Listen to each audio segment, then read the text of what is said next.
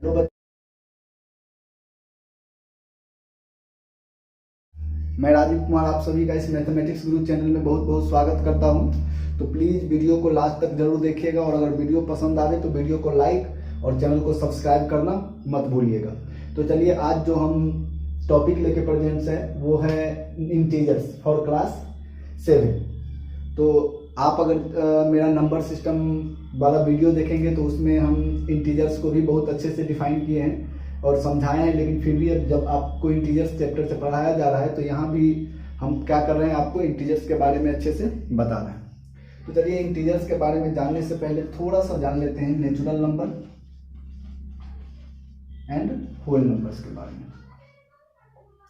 तो natural numbers और whole number के बारे में हमने नंबर सिस्टम में बहुत अच्छे से बता ही दिया है। तो यहाँ पर सिर्फ हम देखेंगे नेचुरल नंबर होता क्या है। तो जो काउंटिंग नंबर्स होते हैं वही क्या कहलाते हैं, नेचुरल नंबर्स कहलाते हैं।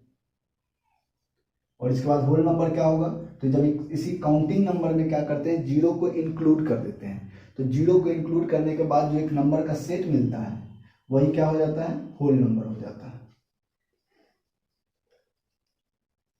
चलिए, अब आते हैं इसके बाद इंटीजर्स पे। तो इंटीजर्स को अगर आप डिफाइन करना चाहें इंटीजर्स, तो आप लिख सकते हैं whole numbers including with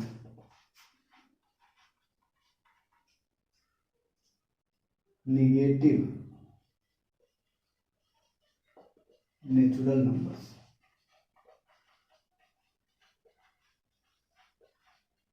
known as integers। चलिए एग्जांपल देखते हैं।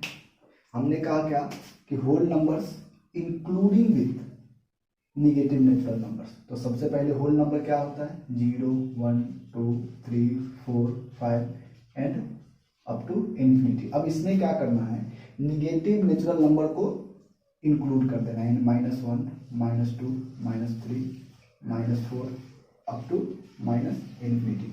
तो ये जो हमको नंबर का सेट मिला, ये कौन सा सेट हो गया, इंटीजर्स का सेट हो गया। तो इंटीजर्स होंगे कितने टाइप्स के, तो इंटीजर्स जो होते हैं वो 5 टाइप्स के होते हैं। 5 टाइप्स में हम देखेंगे। फर्स्ट है पॉजिटिव इंटीजर्स, सेकेंड है नेगेटिव इंटीजर्स,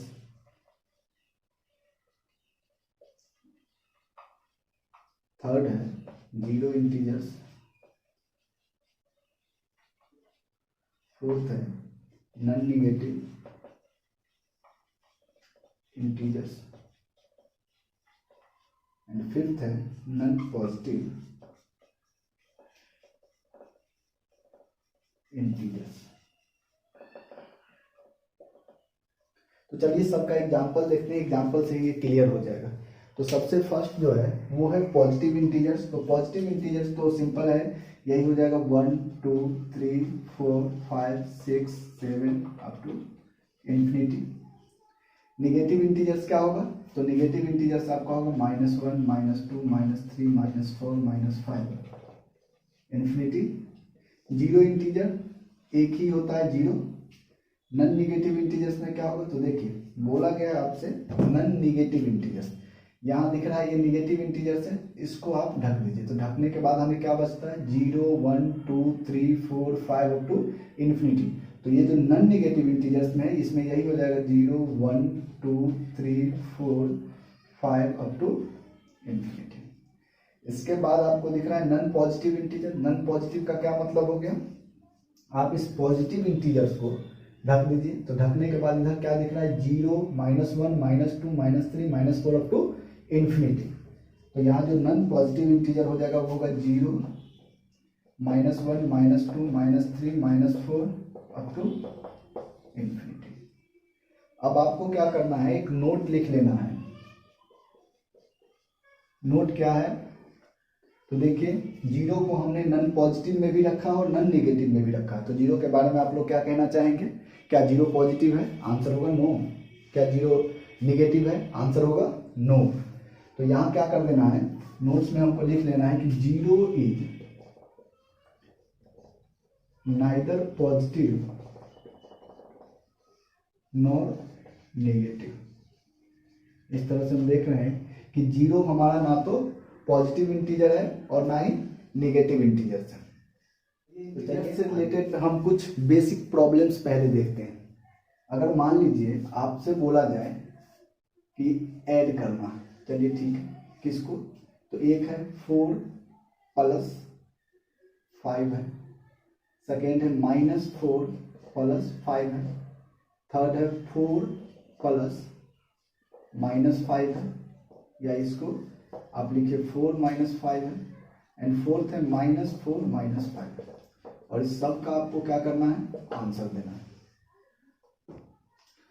आप एक चीज देख लीजिए कि इसमें नहीं कोई साइन है, इसका मतलब इसके पीछे कौन सा साइन है, प्लस साइन है। तो जब दोनों सेम साइन होता है, इस केस में आपको क्या करना है, इंटीजर्स को ऐड कर देना, और जो दोनों कॉमन साइन होता है उस कॉमन साइन को आपको डाल देना है। तो यहाँ पर देखिए जो कॉमन साइन है पॉजिटिव है, तो 4 और 5 मिलके कितना हो गया, 9 हो गया, और कॉमन साइन प्लस हो गया, इसको देने की जरूरत नहीं होती है, तो इसको हम नहीं लिखेंगे। चलिए सेम केस यहाँ कौन सा साइन है, माइनस है, और यहाँ भी क्या है, माइनस है। तो इस कारण से ये दोनों क्या हो गया, सेम साइन, और सेम साइन के केस में अभी हमने बोला है दोनों को क्या करना है, ऐड कर देना है, और जो कॉमन साइन होगा वही डाल देना। तो यहाँ 4 और 5 कितना होगा, 9, कॉमन साइन क्या है दोनों में, माइनस, तो आंसर आपका क्या हो जाएगा, माइनस। अब जो बीच वाला दोनों दिख रहा है उसमें क्या है, डिफरेंट साइन है। डिफरेंट साइन के केस में आपको हमेशा क्या करना है, डिफरेंट साइन के केस में हमेशा आपको बड़े वाले जो ग्रेटर जो नंबर होगा उसमें से स्मॉलर वन को क्या कर देना है, माइनस कर देना है। तो बताइए इसको जो साइन है उसको कुछ देर के लिए भूल जाइए। भूलने के बाद 5 और 4 में बड़ा आपको कौन दिख रहा है, ग्रेटर कौन दिख रहा है, तो 5 ग्रेटर नंबर इंटीजर है। तो आपको क्या करना है, 5 में से 4 को माइनस करना है। 5 में से 4 को माइनस करके आपको क्या मिलेगा, 1 मिलेगा। अब आपको क्या करना है कि अगर 1 हो गया तो अब ये देखना है कि 5 ग्रेटर था या 4 ग्रेटर था। तो 5 ग्रेटर है, 5 के पीछे कौन सा साइन है, पॉजिटिव है, तो इसके पीछे भी क्या होगा, पॉजिटिव साइन, जिसको देने की जरूरत नहीं होती है। सेम थिंग यहाँ है कि 5 में से अगर आपको 4 माइनस करो, फिर से 5 ग्रेटर है 4 स्मॉलर है, तो 5 में से 4 आपको क्या करना पड़ेगा, माइनस करना पड़ेगा। तो 5 - 4 कितना होगा, 1। इस बार फिर देखिए कि 5 ग्रेटर है या 4, तो 5 ग्रेटर है, 5 का साइन क्या है, तो निगेटिव, आपका आंसर क्या हो जाएगा, नेगेटिव। आपको लग रहा होगा कि सर इस तरह के प्रॉब्लम क्यों बता रहे हैं, तो कभी कभी क्या होता है, ये तो छोटे प्रॉब्लम्स थे, चलिए थोड़ा सा और देख लेते हैं। अगर आपको दे दिया जाए -15 - 32 -18 + 40 30 - 9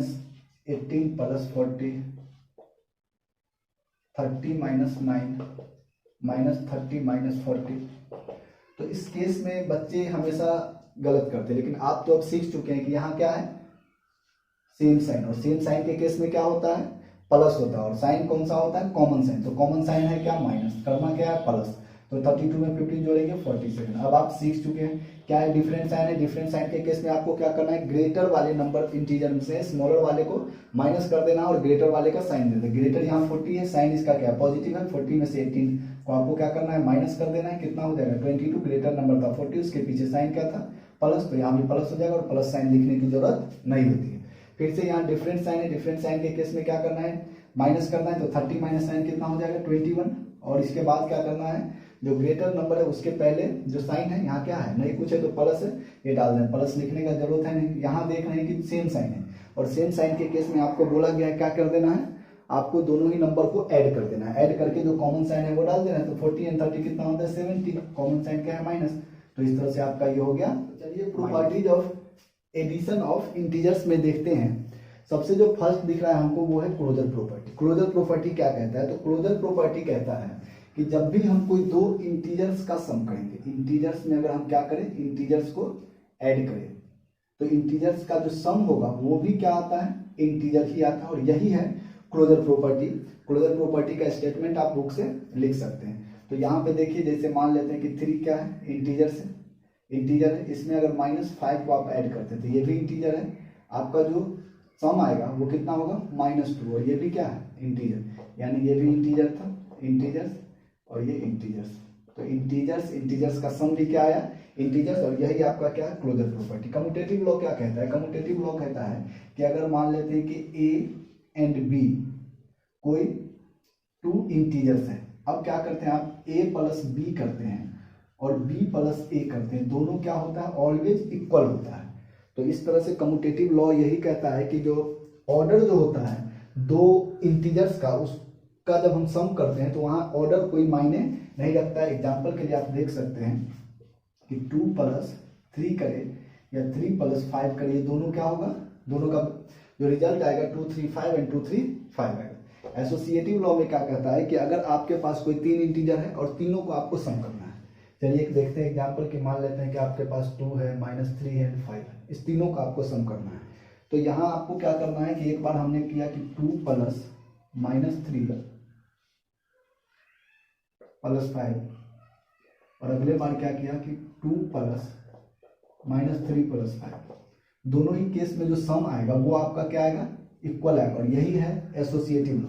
एसोसिएटिव लॉ कहता है कि किसी भी तीन इंटीजर्स में से आप किसी दो को एक साथ जोड़ दीजिए, उसका जो सम आवे उसको थर्ड के साथ जोड़िए। फिर आप अगले साइड में क्या करना है, जिसमें फर्स्ट वाले में जो दो इंटीजर्स को लिए थे उसमें से किसी एक को छोड़ दीजिए और बाकी बचे हुए दो को एक साथ जोड़िए, फिर से इस दोनों को जोड़ दीजिए, जो सम आएगा वो फिर दोनों आपस में क्या हो जाएगा, इक्वल आ जाएगा।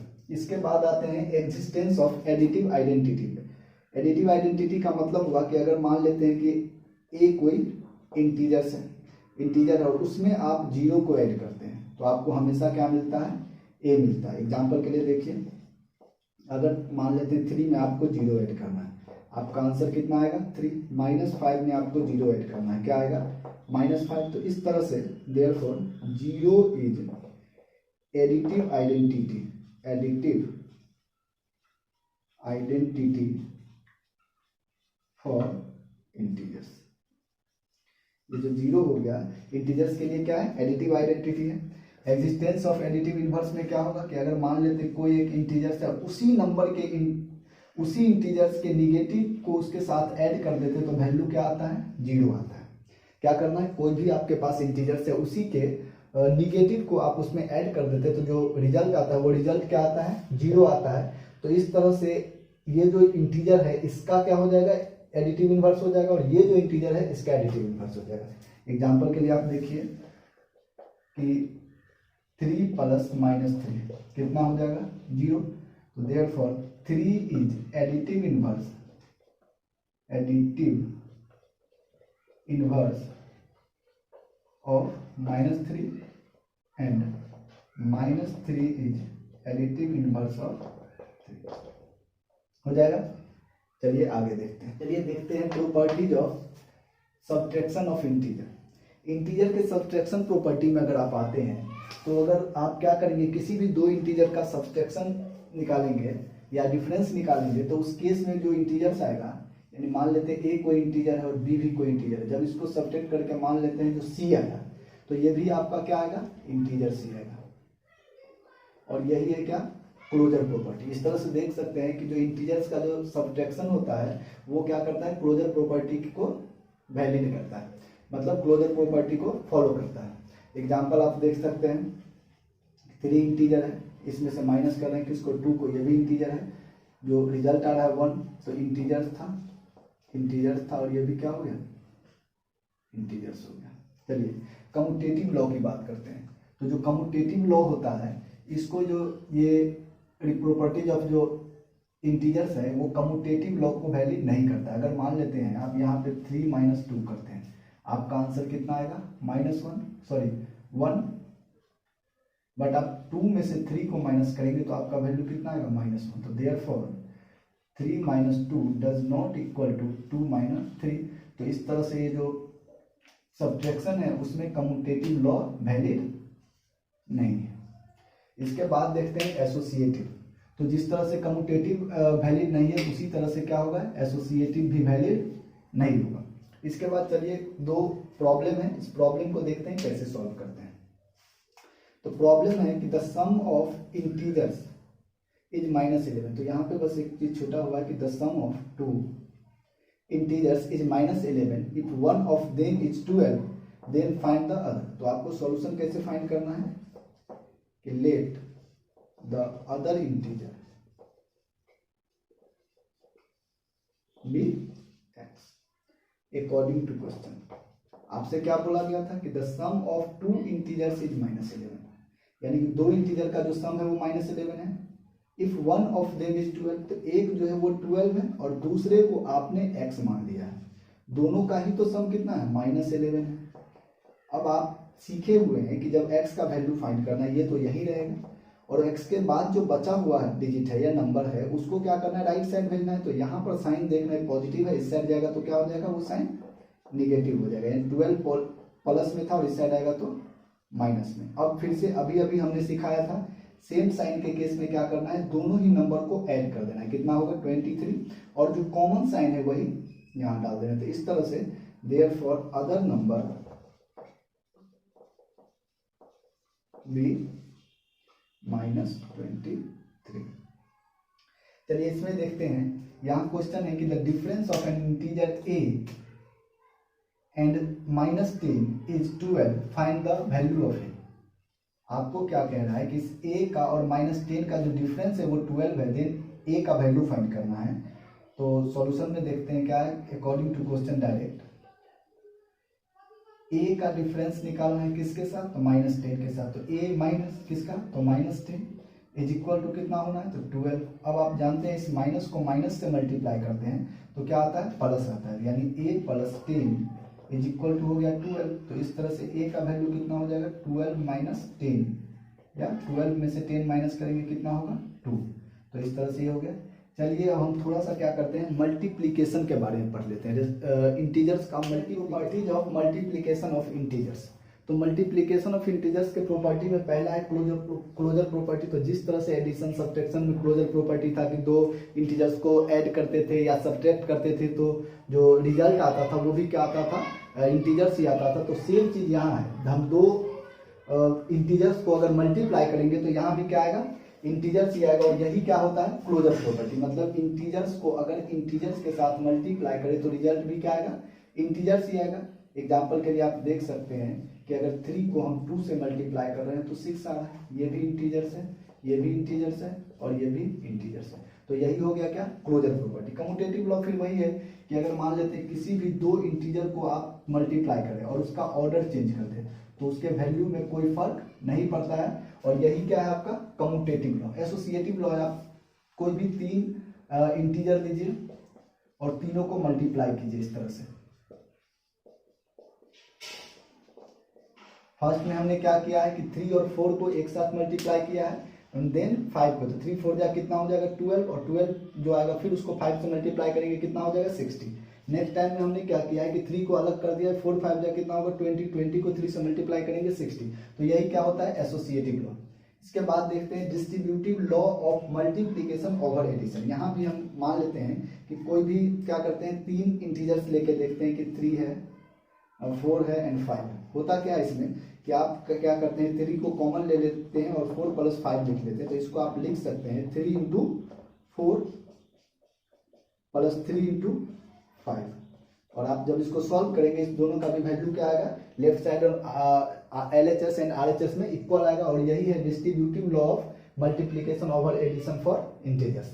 इसके बाद है एग्जिस्टेंस ऑफ मल्टीप्लिकेटिव आइडेंटिटी। तो याद कीजिए कि किसी भी इंटीजर को आप किससे मल्टीप्लाई करते हैं तो उसका वैल्यू चेंज नहीं होता है और वही का वही रहता है। तो एक एग्जांपल से देखिए कि अगर मान लेते हैं यहाँ पे 50 है और आप इसको 1 से मल्टीप्लाई कर दें, कितना आएगा 50। तो ये जो 1 हो गया ये हो गया मल्टीप्लिकेटिव आइडेंटिटी। इसी तरह से एग्जिस्टेंस ऑफ क्या करना है, मल्टीप्लिकेटिव इनवर्स। तो मान लेते हैं आपके पास एक इंटीजर है 3 और इसको किससे आप मल्टीप्लाई करेंगे कि इसका वैल्यू क्या हो जाएगा 1 हो जाएगा।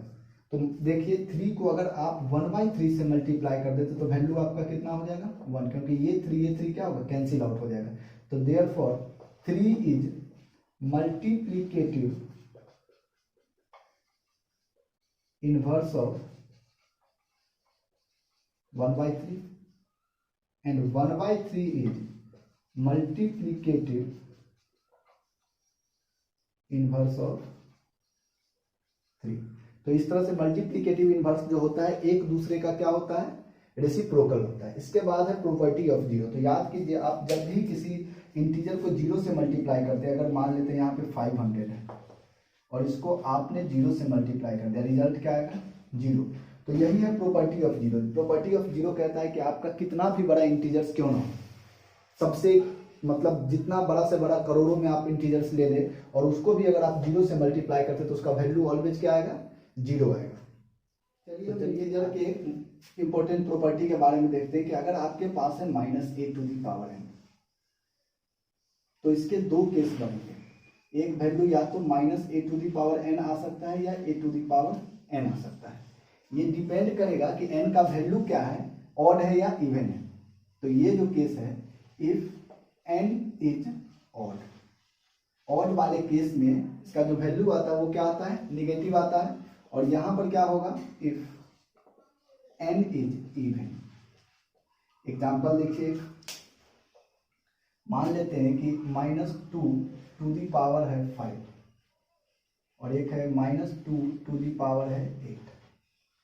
तो यहाँ माइनस में है नंबर इंटीजर और इसका पावर है 5 जो कि ऑड है। ये क्या है, ऑड, और ये क्या है, इवन है।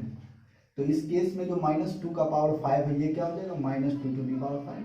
और यहाँ इवन है तो इस कारण से इसमें क्या हो जाएगा, 2 टू दी पावर 8, यानी यहाँ का माइनस हट जाएगा। तो चलिए एक क्वेश्चन देखते हैं। अगर क्वेश्चन आपसे पूछे what is the sign of result when -1 is multiplied itself 99 times। और सेकेंड क्वेश्चन है what is the sign of result when -1 is multiplied itself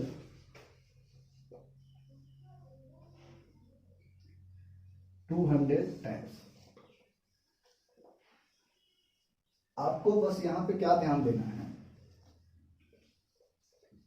कि ये जो नंबर ऑफ टाइम्स जो मल्टीप्लाई हो रहा है वो ऑड है या इवन है। तो वहां देख रहे जो 99 है वो ऑड है, तो इस कारण से जो रिजल्ट का जो साइन होगा वो क्या हो जाएगा, निगेटिव हो जाएगा। और इस केस में क्या देख रहे हैं, नीचे वाले केस में कि जितना टाइम्स जो मल्टीप्लाई कर रहे हैं ये क्या है, ये आपका 200 इवन है और इस केस में ये क्या था, ऑड था।